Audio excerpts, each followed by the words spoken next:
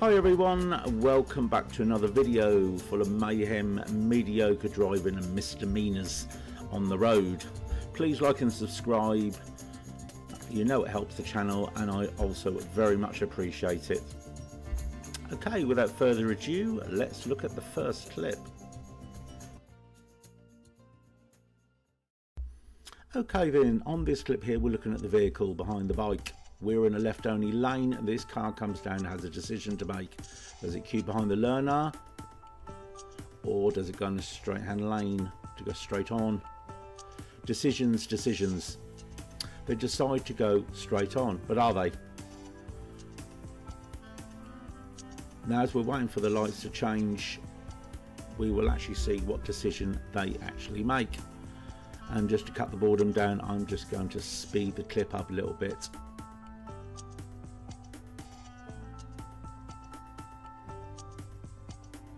Now as we move off, watch for the car, watch for the decision. I think you know what's coming, don't you?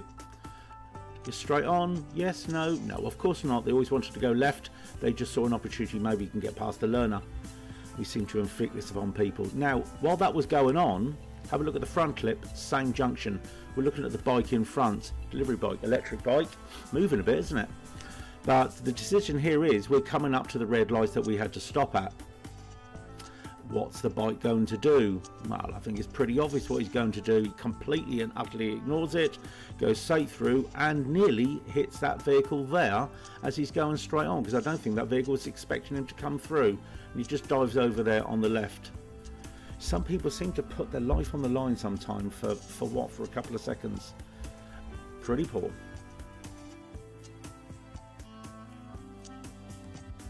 Okay, this clip is also about a bike, but it's about an electric bike, and this is the madness we're coming to.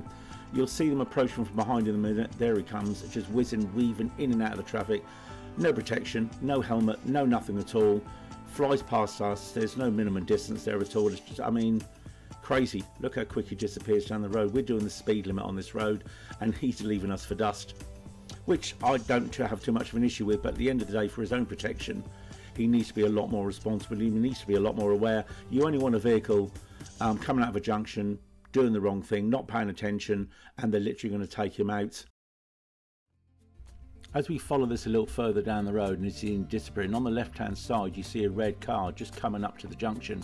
Imagine you've been a couple of seconds earlier, and what of that car that just pulled out was looking to the left and not paying attention to the right. Okay, in this clip here we're looking at the car in front, which it involves, but the issue car is the one that ends up following this car. Now this car in front is waiting patiently at the roundabout, doing the right thing, indicating right to change lane, all good, because they intend turning right further up the road, so they're planning accordingly. Unfortunately they get a little caught with a pedestrian crossing, as you do. But while we're waiting at the pedestrian crossing for things to change, it will be the car following this car. And this is the one where we have to be also very much aware because of undertaking. And it happens all too often. So the car moves away, so we steady pace. And then what does this car do at the last moments? That looks a lot closer than what it is. Undertakes, accelerates quite hard to get past his vehicle. It's just pure impatience and it's totally unnecessary. Thankfully the road's quite clear and there's only us on it, and there goes the car turning right. Really, what was the point of that? Now on this clip here we're approaching the A3, and sometimes it's not always the learner going a little too slow. This guy's not flowing as well as he could, and in doing so he gets these two vehicles to react accordingly in a negative way, going a little too quick to surpass this car. So as we move forward and we see the first car undertake both of them and then overtakes us far too quickly, trying to make up a bit of time, and then the other car behind that indicates, moves out and does the same thing, and equally goes a little too quick, just because that car is going a little bit slower than probably they should be. The first car disappears, comes right into our lane, so he should have been in our lane anyway, and the other car peels off left, so they were technically in the correct lane. Solution here, just a little bit of patience. That's all it is. A little bit of patience goes a long way, can avoid an accident. Okay, in this clip here, this is very simple, happens all the time. I put this one in particularly because this is about lane hogging. This vehicle in front, this car in front, in the middle lane.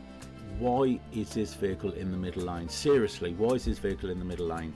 He's passing absolutely nothing. He's not even approaching anything. He's got nothing within nearly 400-500 yards of him in either direction, but yet he remains in the middle lane. And this is really, really bad when the road is quite chocker with vehicles, people that go ahead and do this.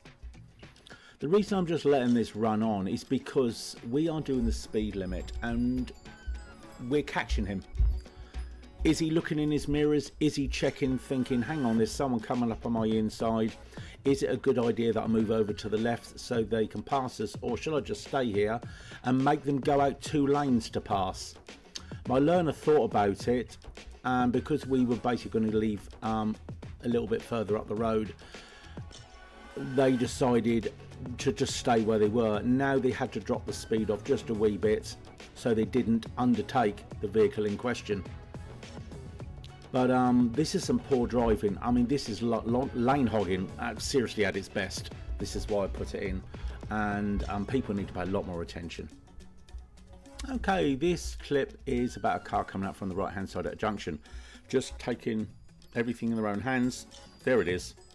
It pulls out, slowing the cars coming from their right, which in one thing they shouldn't be doing anyway.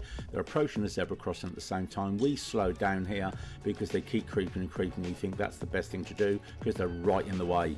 What about the people there coming from the right? One might say, well, there's an island in the middle, so they're not doing anything wrong. No, they're probably not, but at the end of the day, anything can go wrong. So why not just stop, let them cross? What does it cost you? A few seconds, a little bit of time, keep it nice and safe. The pedestrians are the vulnerable. Okay, a little bit of madness at a junction. We stall there, but it's this car we're looking at, and especially the van that's behind. I'm not sure if they had some sort of argument as we moved on, but if you look at the front view camera, as we eventually start to get away, those two awfully close, and I mean really close. I mean, look at that there. I mean, what the hell is going on? That's very, very dangerous and very, very close. But if it would have gone wrong, we would have had this person on hand nearby. So, right place, right time, I suppose. But as they move on, I don't see any altercation after that, but that was close. Okay, this is a similar little clip. This simple overtake. Car behind us is a little bit closer than we'd like. Turns a bit earlier than us. So we then think to ourselves, right, we kind of know what's coming here. He's a little bit eager. So we have to be aware of people that overtake us wherever they can. Not a bad overtake, clears us completely, looking at the front, nice clear road, away you go. One might argue what we're talking, I'm just simply making the point that the overtake was unnecessary. We weren't holding them up. We get up to speed as we should do. Okay, this clip here is our boys in blue. We expect some good driving from them, don't we? At all times, set a good example. Unless they're in an emergency, you have to do what's necessary. But here they are, parked over on the left in a queue of cars, which are also parked. We're coming up, we're checking to the right, and then we're looking to pinch out because we can't quite see past. And when it's nice and open, yeah, there we go, and we can make progress. And just as we do, what do? They just pull out. No regard for the learner whatsoever. They must have seen us coming, or were they using mirrors? Who knows? Yeah, not very good. Not a very good example in my opinion. Should do better. A lot better. Okay, Rose Hill roundabout. Joker here going across on his scooter. We've got the green lights. He doesn't even look. And he goes to do the same on the other side of the road when the lights change green. There he goes. The other car does see him and stop. I just sort of go into slow motion. As you can see, that could have been an accident just waiting to happen. Now the car in front of us here moves out towards the middle of the road over the white line to look past the bus. You can look past the bus if you keep a better distance from the bus in the first place. As we do, we stay in the lane, we're slowing down. He has to pinch out quite sharply there after the white car's passed to get around. He could have just planned that a little bit better. Wouldn't have already made that hard for himself. So we just hold back here and we're waiting for our clearance. Now just looking behind, that pedestrian, there's good distance between the blue car behind. That's when they decide to cross. So at least he was taking a better opportunity when crossing the road, even he weren't going to wait for the green man. Okay, interesting clip this. This is a 40-mile-per-hour limit. It's heading into Epsom. But what this is about, it's about the vehicle in front. And we're both going in the same direction. We're both going to be turning right a little bit further down the road. And what I want you to see is in the middle of the road here, as you can see even there is an allocation for people to get in to another lane if they're turning off this road, actually not to heed or hold people up, which is rather nice.